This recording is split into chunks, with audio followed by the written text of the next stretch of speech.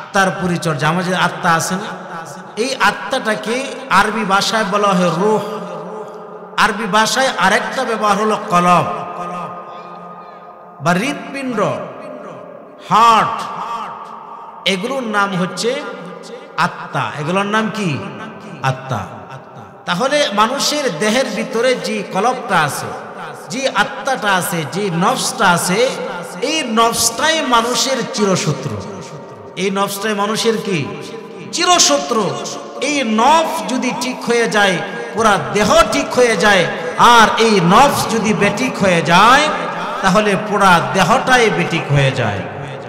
সহিহ বুখারীর বর্ণনা, সহিহ বুখারীর 52 নম্বর হাদিসের বর্ণনা, আল্লাহর পয়গম্বর বিশ্বনবী মহানবী রাসূল আরবি সাল্লাল্লাহু আলাইহি ওয়াসাল্লাম বলেন, আলা ওয়া ইন্না ফিল জাসাদি মুযগাতান ইদা সলুহাত সলুহাল জাসাদু কুল্লুহু ওয়া ইদা ফাসাদাত ফাসাদাল জাসাদু কুল্লুহু আলা ওয়া হিয়াল কলব। নবীজি বলেন, মানব দেহের ভিতরে একটা গোশতের টুকরা আছে। এই গোশতের টুকরা যদি ঠিক হয়ে যায়, পুরা দেহ ঠিক হয়ে যায়। আর এই গোশতের টুকরা যদি বেঠিক হয়ে যায়, পুরা দেহটাই বেঠিক হয়ে যায়। নবীজি বলেন, আলা ওয়া হিয়াল কলব। যেই গোশতের টুকরা বেঠিক হলে পুরা দেহ বেঠিক, যেই গোশতের টুকরা ঠিক হলে পুরা দেহ ঠিক হয়ে যায়। এই গোশতের টুকরার নাম হলো কলব। এই গোশতের টুকরার নাম কি? কলব। আল্লাহর পয়গম্বর বিশ্বনবী রাসূল আরবি সাল্লাল্লাহু আলাইহি ওয়াসাল্লাম এই জন্য বলেছেন, কলব যদি ঠিক হয়ে যায়, পুরা দেহ ঠিক হয়ে যায়। কলব যদি বেঠিক হয়, পুরা দেহটা বেঠিক হয়ে যায়। আমাদের যে কলবটা রয়েছে, আমাদের যে হৃৎপিণ্ড রয়েছে, আমাদের যে নফসটা রয়েছে, এটাকে আবার 3 ভাগে ভাগ করা হয়। কয় ভাগে? 3 ভাগে ভাগ করা হয়। একটা নফসের নাম হলো নফসে আম্মারা, একটা নফসের নাম হলো নফসে লাওয়ামা, আরেকটা নফসের নাম হলো নফসে মুতমাইন্না। এই 3 শ্রেণীর নফস আমাদের প্রত্যেকের ভিতরে আছে। হয়তো কারো নফসটা নফসে মুতমাইন্না হবে, অথবা কারো নফসটা নফসে লাওয়ামা হবে, অথবা কারো নফসটা নফসে আম্মারা হবে। এবার আসুন এই 3 শ্রেণীর কলব সম্পর্কে আল্লাহ পাক রব্বুল আলামিন আমাদেরকে কি জানায়া দেন। আল্লাহ পাক রব্বুল আলামিন পবিত্র কোরআনে কারীমের সূরাতুশ শুআরার 88 নম্বর আয়াতে বলেন, যাদের কলবটা নফসে মুতমাইন্না অর্থাৎ প্রশান্ত হৃদয়ে যাদের, আল্লাহ পাক রব্বুল আলামিন তাদের ব্যাপারে বলছেন, ইয়াউমা লা ইয়ানফাউ মালু ওয়ালা বানুন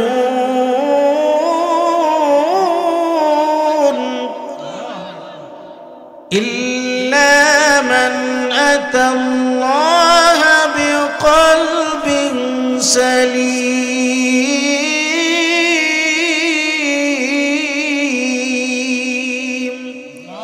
আমার ভাইরা, আল্লাহ পাক রব্বুল আলামিন বলেন, কিয়ামতের ময়দানে মানুষদের ধন সম্পদের কোনো কাজে আসবে না, মানুষের সন্তানাদির কোনো কাজে আসবে না। শুধুমাত্র যারা একটা এমন কলব নিয়ে আল্লাহর দরবারে হাজিরা দেবে, যে কলবটাকে বলা হয় কলবে সালিম, নিরাপদ অন্তর, সুস্থ অন্তর। এই নিরাপদ অন্তর নিয়ে যদি কোনো ব্যক্তি আল্লাহর দরবারে হাজিরা দিতে পারে, ওই ব্যক্তি সফল কাম, ওই ব্যক্তি নাজাত পাবে, নতুবা নাজাত পাবে না। এই ধরনের কলবওয়ালা ব্যক্তিদেরকে বলা হয় মুতমাইন্না। এই কলবটা হলো প্রশান্তিদায়ক কলব। আপনাকে প্রশান্তি দান করবে, জিকির করতে ভালো লাগবে, তেলাওয়াত করতে ভালো লাগবে, নামাজ পড়তে ভালো লাগবে, ইবাদত করতে ভালো লাগবে। কিয়ামতের কঠিন ময়দানে আল্লাহ পাক রব্বুল আলামিন যারা এই কলবটা অর্জন করতে পারবে, অর্থাৎ কলবটা আমার দ্বারাতে বেষ্টনী হয়, যে আমি যা বলি কলব তা করে, অর্থাৎ আমি কলবের অধীন নয়, বরং অবস্থা এমন হয় কলবটা আমার অধীনস্থ হয়ে যায়। কিয়ামতের ময়দানে আল্লাহ পাক রব্বুল আলামিন তাদেরকে কি বলবেন? সূরা ফাজরের 30 নম্বর আয়াতে আল্লাহ পাক রব্বুল আলামিন বলেন, ইয়া আইয়াতুহান নাফসুল মুতমাইন্না ইরজিই ইলা রাব্বিকি রাদিয়াতাম মারদিয়া ফাদখুলি ফি ইবাদি ওয়াদখুলি জান্নাতি। আল্লাহ পাক রব্বুল আলামিন এই নফসে মুতমাইন্না ওয়ালা ব্যক্তিদেরকে ডাক দেয়া বলবেন, আল্লাহর নৈকট প্রাপ্ত আল্লাহর প্রিয় ভাজন বান্দাদের অন্তর্ভুক্ত হয়ে যেতে, আর আল্লাহর তৈরি জান্নাতে আল্লাহ পাক তাদেরকে দাখিল করাবে। আল্লাহ বলবেন, যাও তোমরা যে কলব নিয়ে এসেছো, আজকে তোমাদের ঠিকানা হলো জান্নাত। সুবহানাল্লাহ বলুন। 2 নম্বর যে কলব আমাদের রয়েছে, কলবটাকে বলা হয় নফসে আম্মারা, অর্থাৎ নফসের পূজারী। এখন নফস বলতেছে তুমি গুনাহ করো, তখন আমি গুনাহ করি। নফস বলতেছে নামাজে যাইও না, গানে যাও, তখন আমি গানে যাইতেছি। অর্থাৎ নফস যা বলে আমি তাই করি। এই সমস্ত নফসদেরকে বলা হয় নফসে আম্মারা, অর্থাৎ নফসের পূজারী মানুষ। আল্লাহ পাক রব্বুল আলামিন ওই সমস্ত কলবওয়ালা ব্যক্তিদের ব্যাপারে বলেন সূরাতুল আরাফের 179 নম্বর আয়াতে আল্লাহ পাক রব্বুল আলামিন জানিয়ে দেন, ওয়ালাকাদ যারানা লিজাহান্নামা কাসীরাম মিনাল জিন্নি ওয়াল ইনস লাহুম কুলুবুন লা ইয়াফকাহুনা বিহা ولهم أعين لا يبصرون بها ولهم آذان لا يسمعون بها أولئك كالأنعام بل هم أضل।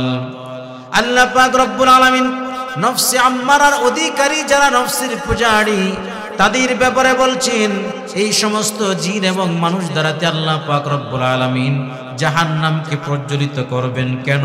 আল্লাহ তাদেরকে একটা কলব দান করেছেন, কলব দ্বারাতে ভালো কিছু চিন্তা করে নাই, ব্রেন দ্বারাতে ভালো কিছু চিন্তা করে নাই। আল্লাহ তাদেরকে চোখ দান করেছেন, চোখ দ্বারাতে ভালো কিছু তারা দেখে নাই। আল্লাহ পাক রব্বুল আলামিন শ্রবণ শক্তি দান করেছেন, শ্রবণ শক্তি দ্বারাতে ভালো কিছু শুনে নাই। এই জন্য আল্লাহ পাক তাদের ব্যাপারে বলেন উলাইকা কাল আনআম, ওই সমস্ত ব্যক্তিরা হলো চতুষ্পদ জন্তুর মতন, বালহুম আদল, বরং তারা চতুষ্পদ জন্তু, অর্থাৎ কুকুরের চাইতে ষড়ের চাইতে আরো খারাপ। অর্থাৎ যারা নফসের পূজারী তারা কুত্তার চাইতে খারাপ, শহরের চাইতে খারাপ। 3 নম্বর হলো নফসে লাওয়ামা, অসুস্থ অন্তর।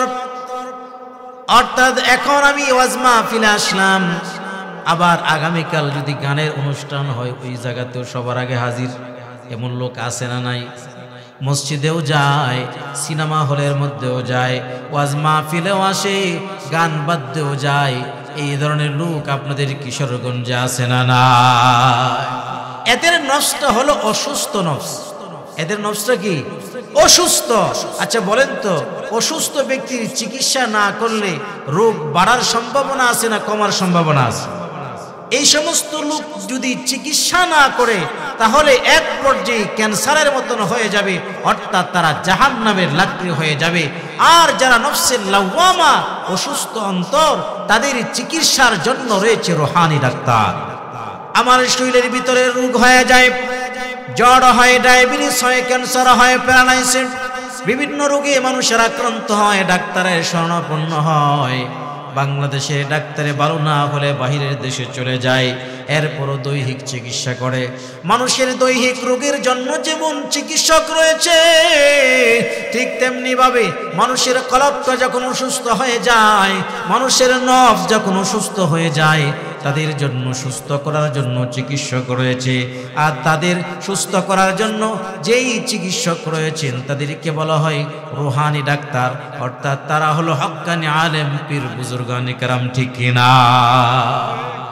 ডাক্তারের কাছে গেলে আপনার বাহ্যিক শারীরিক রোগ নিরাময় হবে, আর পীর মাশায়েখ হক্কানি বুজুর্গানে দ্বীনের কাছে গেলে আপনার কলবের অসুস্থতা দূর হয়ে যাবে। এজন্য আল্লাহ পাক রব্বুল আলামিন বলেন কোরআনে কারীমের 119 নম্বর আয়াত সূরা তাওবার যে আয়াত আমি শুরুতেই তেলাওয়াত করেছি, আল্লাহ পাক রব্বুল আলামিন বলেন ইয়া আইয়ুহাল্লাযীনা আমানু ইত্তাকুল্লাহ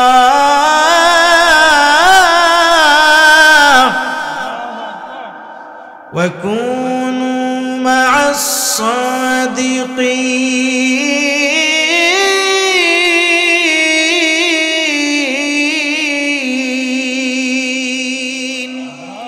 আল্লাহ পাক রব্বুল আলামিন বলেন হে ঈমানদারেরা তোমরা আল্লাহকে ভয় করো, ওয়া কুনু মা'আস সাদিকিন আর সত্যবাদীদের সাথে হয়ে যাও, সালিহিনদের সাথে তোমরা হয়ে যাও। তাহলে এক নম্বর মেসেজ হলো আমাদের জন্য আমরা ভয় করব কাকে? আর একটু জোরে বলেন কাকে ভয় করব? আল্লাহকে ভয় করব। আর দুই নম্বর হলো আমরা আল্লাহ পাক রব্বুল আলামিনের নির্দেশ অনুযায়ী আমরা সত্যবাদী সালিহিনদের সাথী সঙ্গী আমরা হয়ে যাব। আমার ভাইয়ারা বন্ধুরা, আল্লাহ পাক রব্বুল আলামিন বলেন সূরা রহমানের 86 নম্বর আয়াতে 83 নম্বর আয়াতে আল্লাহ পাক রব্বুল আলামিন বলেন ওয়ালিমান খাফা মাকামা রাব্বিহি জান্নাতান, যারা আল্লাহকে ভয় করে পরকালে আল্লাহর সামনে দাঁড়ানোকে যারা ভয় করে আল্লাহ পাক তাদের জন্য জান্নাত মঞ্জুর করেছেন। আল্লাহ পাক রব্বুল আলামিন সূরা আল ইমরানের 102 নম্বর আয়াতে বলেন ইয়া আইয়ুহাল্লাযীনা আমানুত্তাকুল্লাহ হাক্কা তুকাতিহি ওয়া লা তামুতুন্না ইল্লা ওয়া আনতুম মুসলিমুন। হে ঈমানদারেরা তোমরা আল্লাহকে ভয় করো, ভয় করার মতন ভয় করো, যথাযথ আল্লাহকে ভয় করো এবং প্রকৃতপক্ষে মুসলমান না হইয়া তোমরা কবরে যেও না, মৃত্যুবরণ করিও না। তাহলে আমাদেরকে এক নম্বর ভয় করতে হবে কাকে? আর একটু জোরে বলেন আল্লাহকে ভয় করতে হবে। দুই নম্বর কাদের সাথে হবে? সালেহীন সত্যবাদীদের সাথী সঙ্গী হতে হবে, ভালো লোকদের সাথে যাইতে হবে। নবীজি বলেন আল মারউ মা'a মান আহাব্বা, যে যাকে ভালোবাসে কিয়ামতের ময়দানে তার সাথে হাসর হবে। আজকে যদি আপনি একজন আলেমকে ভালোবাসেন, একজন পীরকে ভালোবাসেন, একজন হক্কানি বুজুর্গকে ভালোবাসেন, কিয়ামতের ময়দানে আলেমদের সাথে আপনার হাসর হবে। আর যদি আপনি ভালোবাসেন একজন বেনামাজিকে, একজন নাস্তিককে যদি ভালোবাসেন, কিয়ামতের ময়দানে আল্লাহ পাক রব্বুল আলামিন বেঈমান নাস্তিকদের সাথে আপনার হাসর করে দিবে। আমার ভাইয়েরা বন্ধুরা, এই জন্য হক্কানি পীর বুজুর্গানে দ্বীনের কাছে গেলে মানুষরা তাদের আত্মার পরিচর্যা করতে পারে, তাদের কলবের সুস্থতা লাভ করতে পারে। এই জন্য আমরা হক্কানি বুজুর্গ উলামায়ে কেরামদের শরণাপন্ন আমরা হব। আমার ভাইয়েরা, যখন আমরা উলামায়ে কেরামদের শরণাপন্ন হয়ে যাব আমাদের কলবটা পবিত্র হয়ে যাবে, নাপাক আত্মাটা আমাদের পবিত্র হয়ে যাবে। আর তখন আমাদের গুনার কাজ আর তখন অন্তরে জাগ্রত হবে না, তখন আমরা গুনাহের কাজে যাব না। রমজান আসলে তখন আমরা দরজা বন্ধ করে পর্দা টানার পরে খাবার জনমের মতন খাবার খাবো না, কারণ আমার অন্তরের ভিতরে ভয় থাকবে কার? বুজুর্গানে দ্বীনের সংস্পর্শে গেলে মানুষের অন্তরের ভিতরে আল্লাহর ভয় ঢুকে যায়। আমার ভাইরা বন্ধুরা, এজন্যই তো আল্লাহ পাক রব্বুল আলামিন বলেন যারা বুজুর্গানে দ্বীন উলামায়ে কেরাম আহলে ইলম যারা, আল্লাহ পাক রব্বুল আলামিন তাদের ব্যাপারে বলেন আলা ইন্না আউলিয়া আল্লাহি লা খাউফুন আলাইহিম ওয়া লা হুম ইয়াহজানুন।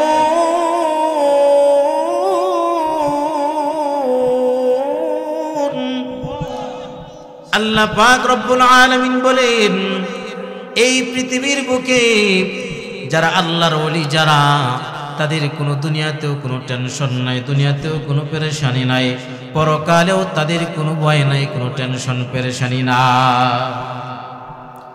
আমার ভাইয়েরা বন্ধুরা, এজন্য আমরা হক্কানি বুজুর্গানি দ্বীনের সাথে আমরা সম্পর্ক রাখবো। তাদের সাথে যদি আমরা সম্পর্ক রাখতে পারি তাহলে আল্লাহ পাকের সাথে আমাদের সম্পর্ক গড়ে উঠবে। আর তাদের সাথে যদি সম্পর্ক